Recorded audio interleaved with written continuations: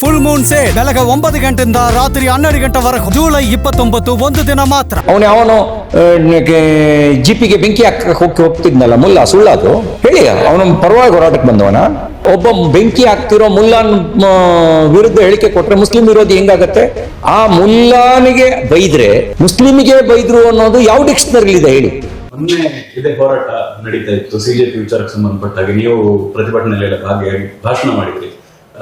ಯಾಕೋ ಸಿ.ಟಿ. ರವಿ ಅವರ ಮಾತಿನಿಂದ ಸುದ್ದಿ ಆಗ್ತಾ ಇದ್ದಾರ ಅಂತ ಒಂದು ಮಾತು. ಸತ್ಯ ಹೇಳಿದ್ರೆ ಅದಕ್ಕೆ ಈಗ ನಾನೇನು ಹೇಳಿದೆ, ನಾನು ಎಳೆಯಾಗಿ ಬಿಡಿಸಿಟ್ಟೆ ಯಾವ್ಯಾವ ಕಾರಣಕ್ಕೆ ಅಂತ.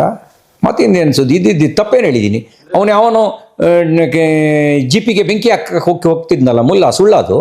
ಅವನು ನೀಟು ವಿದ್ಯಾರ್ಥಿಗಳ ಪರವಾಗಿ ಹೋರಾಟಕ್ಕೆ ಬಂದವನ ಹೇಳಿ, ಅವನ ಪರವಾಗಿ ಹೋರಾಟಕ್ಕೆ ಬಂದವನ.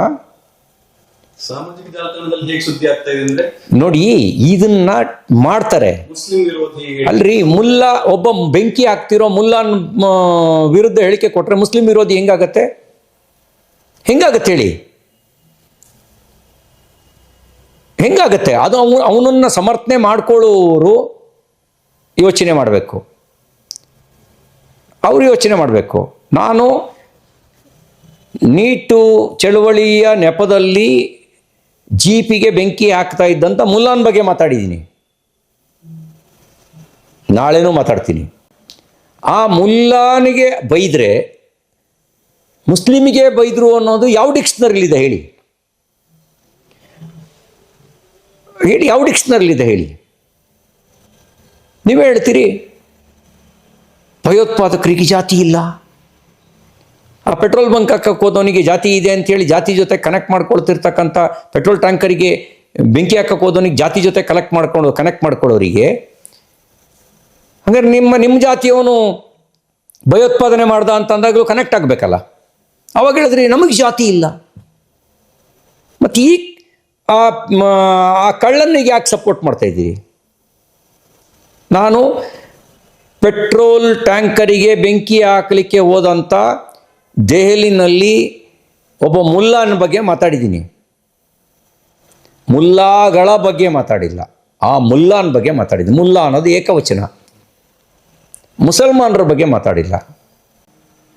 ಮುಲ್ಲಾನ ಬಗ್ಗೆ ಏನು ಮಾತಾಡಿದ್ದೀನಿ? ಎದೆ ಸೀಳಿದ್ರೆ 3 ಅಕ್ಷರ ಇಲ್ಲ.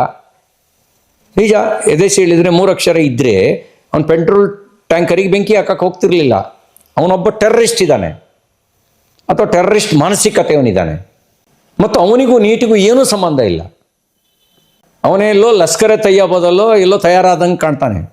ಅವನು ನೀಟ್ ಪರೀಕ್ಷೆಯವನಲ್ಲ. ಅವನು ನೀಟ್ ಪರೀಕ್ಷೆಯವನು ಆಗಿದ್ದರೆ ಆ ಕೆಲಸ ಮಾಡ್ತಿರ್ಲಿಲ್ಲ. ಅವನ ಬಗ್ಗೆ ಮಾತಾಡಿದ್ದೀನಿ. ಅವನನ್ನು ಸಮರ್ಥಿಸಿದ್ರೆ ಅವನ ಸಾಲಿಗೆ ಇವರು ಸೇರ್ತಾರೆ. ಯಾವುದೇ ಸುದ್ದಿಯ ಅಪ್ಡೇಟ್ ಅನ್ನ ಮಿಸ್ ಮಾಡ್ಕೊಳ್ಬಾರ್ದು ಅಂದ್ರೆ ಈಗ್ಲೇ ಒನ್ ಇಂಡಿಯಾವನ್ನ ಸಬ್ಸ್ಕ್ರೈಬ್ ಮಾಡಿ. ನಿಮಗೆ ಬೇಕಾದ ಭಾಷೆಯಲ್ಲಿ ಎಲ್ಲಾ ಸುದ್ದಿ ತಿಳಿಬೇಕು ಅಂದ್ರೆ ಒನ್ ಇಂಡಿಯಾ ಆಪ್ ಅನ್ನ ಡೌನ್ಲೋಡ್ ಮಾಡ್ಕೊಳ್ಳಿ.